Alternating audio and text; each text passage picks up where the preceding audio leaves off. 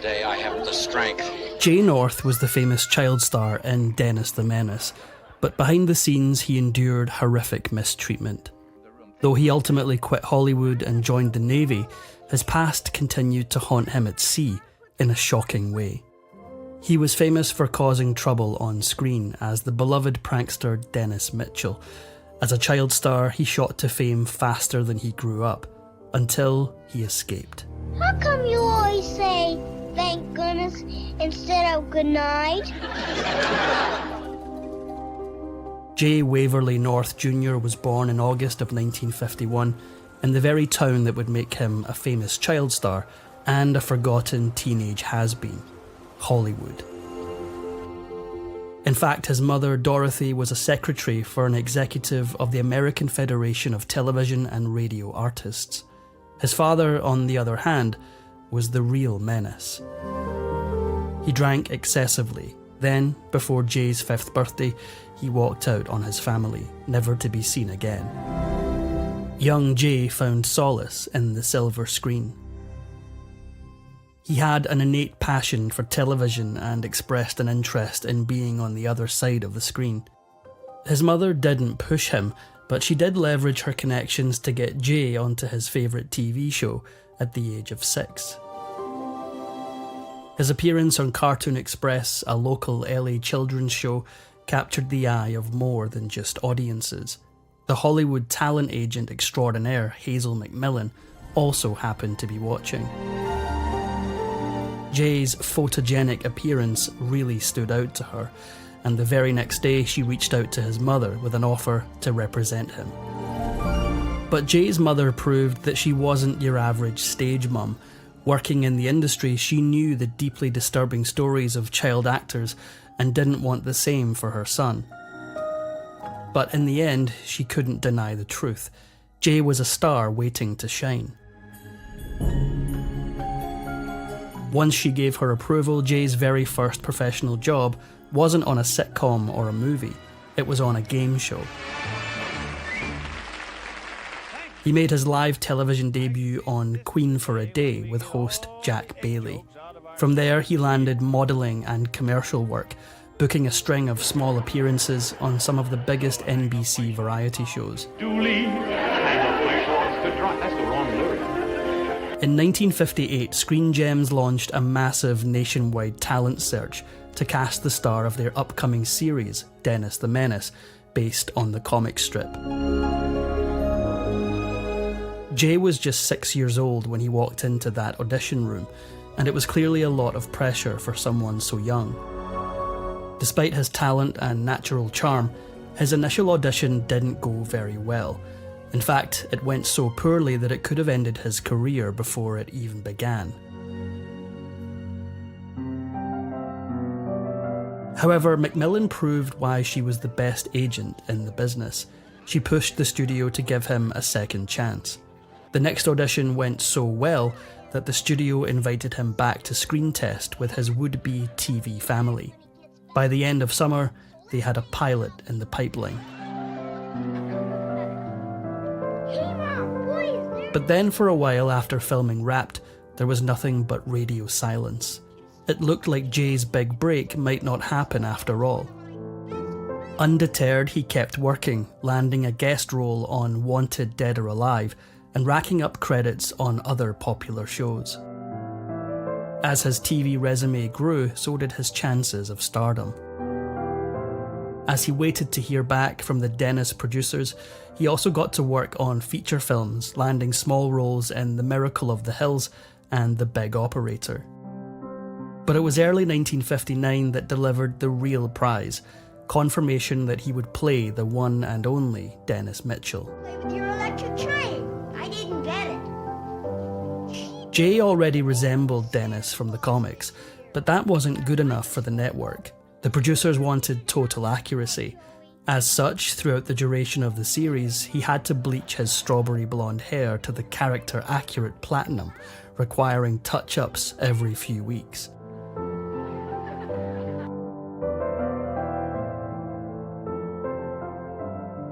In October 1959, Dennis the Menace premiered on CBS and became instantly popular with viewers. Audiences adored the mischievous kid with a heart of gold, and so did the network. At just 8 years old, Jay North was earning $500 per episode, the equivalent of more than $5,000 today. Contrary to the tragic tales of many child stars, Jay's mother didn't use her son's money. In fact, Dorothy never touched his earnings. Instead, she kept her full-time job at AFTRA and hired business managers to oversee Jay's income and investments.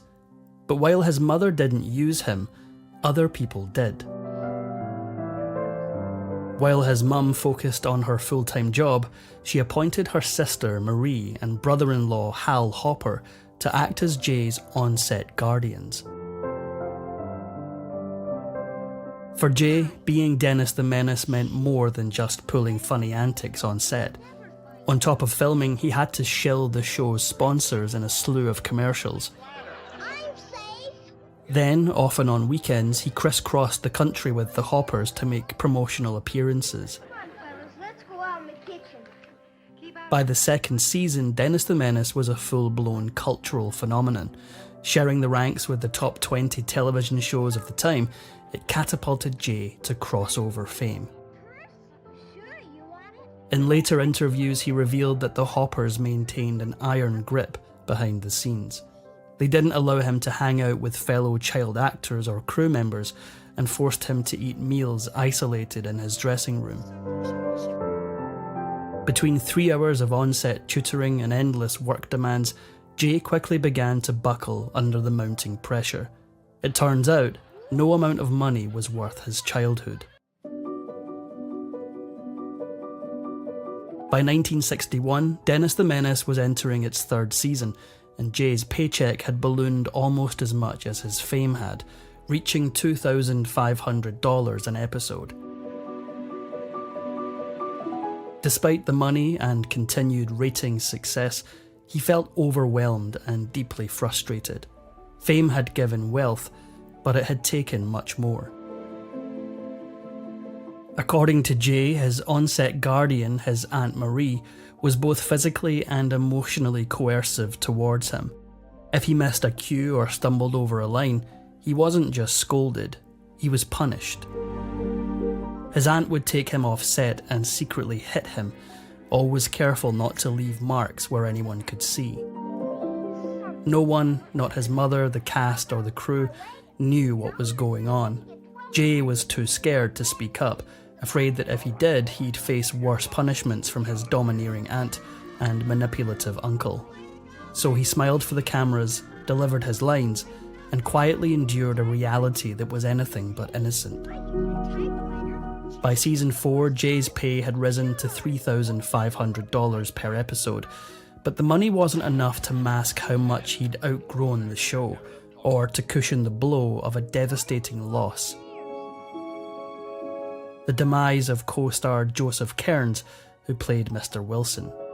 The loss devastated Jay and shifted the show's tone permanently. By the end of season 4, the show's ratings were dropping, and so was Jay's desire to continue. In early '63, the studio finally pulled the plug on Dennis the Menace. While the world mourned the end of a beloved show, Jay quietly celebrated. For years afterward, he couldn't bring himself to watch a single episode of the series that had taken his childhood away from him. After Dennis the Menace, Jay's mother enrolled him in prep school, but the damage had already been done. Isolated on set for years and only receiving part-time tutoring, he couldn't relate to his classmates and struggled academically. The fame that had given him so much had left him socially stunted and emotionally lost. He tried to keep up his acting career, landing a role in Wagon Train in 1964, but he couldn't seem to break free of the role that made him famous. Casting directors couldn't unsee the blonde mischief maker. In 1966, he got a second chance at stardom. He landed the lead in Maya, an adventure film set in the Indian jungle. Playing a boy who bonds with a sacred white elephant, the role was a far cry from Dennis the Menace. When the film proved successful, NBC opted to turn it into a television series, giving Jay a chance to redefine his career. For exclusive perks like early access to new videos, priority replies to your comments, and to have your say on future content, consider becoming a Factinate member. On top of that, your support helps keep the channel going. Click the link in the description for more details. He later recalled that director John Barry was a very theatrical man, but also a screamer. Barry's tirades didn't spare anyone, not Jay nor his co-star Sajid Khan, but it was all worth it in the end. Despite its behind-the-scenes tension, Maya reintroduced an older Jay to new audiences and transformed him from child star to teen idol. He graced the covers of magazines and his face was plastered across bedroom walls nationwide, but ratings didn't match his popularity. Slotted against TV titans like The Jackie Gleason Show, NBC axed the series after just one season. Still, it was the redemption that Jay needed. Despite the series' short run, he looked back on Maya with pride. With a more serious acting credit to his name, once filming on the series wrapped, he returned to high school and graduated in 1969. It seemed like he'd found his real role in life at last. After Maya, Jay discovered a way that he could continue acting without the crippling pressures of fame: voice work. He began doing voiceovers for animated shows like Arabian Nights, Here Comes the Grump, and The Pebbles and Bam Bam Show. In the early 70s, he even took his talents to the dinner theatre circuit. While touring the show Butterflies Are Free, Jay met actress Kathleen Brooker. She had a young son from a prior marriage, but the connection was instant. After returning to Los Angeles in mid-1973, they got married. Sadly, the honeymoon lasted as long as a curtain call. The couple separated in April 1974 and were divorced by October. That same year, Jay shocked audiences with his final leading role in The Teacher, an R-rated thriller that showed just how far he'd come from Dennis the Menace. Despite a solid performance that critics praised, fans still couldn't separate Jay from his child star image. Given the film's subject matter, audiences were left feeling uncomfortable. By 77, Jay had grown tired of living in Dennis Mitchell's ever-growing shadow, but his next move left everyone stunned. After years of acting classes and disappointing callbacks, he quietly stepped away from Hollywood and enlisted in the US Navy. However, even there, miles out to sea, Dennis would still haunt him. When Jay reported for duty aboard the USS Iwo Jima, he was just another recruit. But his famous past didn't go unnoticed. Despite glowing evaluations, he quickly became a target of ridicule among his shipmates and superiors for being Dennis the Menace. He only lasted a year before he'd had enough and wanted out. Jay's Navy experience was no Hollywood adventure and proved that he'd never be able to outrun his past.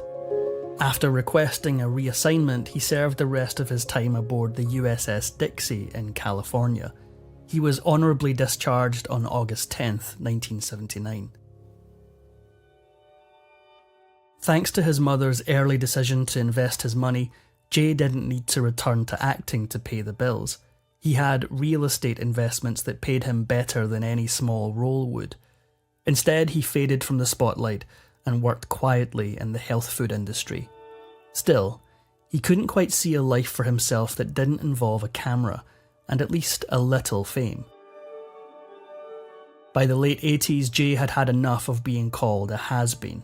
In a bold comedy sketch for HBO's Not Necessarily the News, he appeared dressed as an adult Dennis Mitchell, complete with overalls and a slingshot, taking revenge on the entertainment industry with a long list of grievances.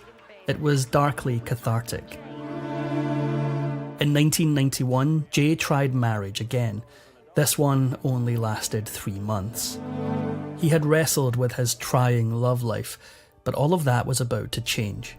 He met Cindy Hackney at a Gainesville charity event in 1992, and this time the connection stuck. A year later they married, and Jay moved to her hometown of Lake Butler, Florida. He also stepped into the new role of stepfather for Hackney's 3 daughters. Jay's move to Florida wasn't just about love, it was liberation. He knew the only way to escape the long shadow of Dennis Mitchell was to leave Hollywood behind, for good. When the 1993 Dennis the Menace movie came out, curious critics and film fans couldn't help but wonder, what happened to the original Dennis Mitchell? Rather than shy away from his past, Jay exposed it. For the first time, he publicly shared the truth about the mistreatment he'd endured as a child actor. By 1997, he was ready to face the past without fear. He started attending fan conventions and working with at-risk youth in Florida's juvenile justice system. As a correctional officer, he used his painful experiences to help kids on the edge. He also began working with A Minor Consideration, an organisation set up to support child stars.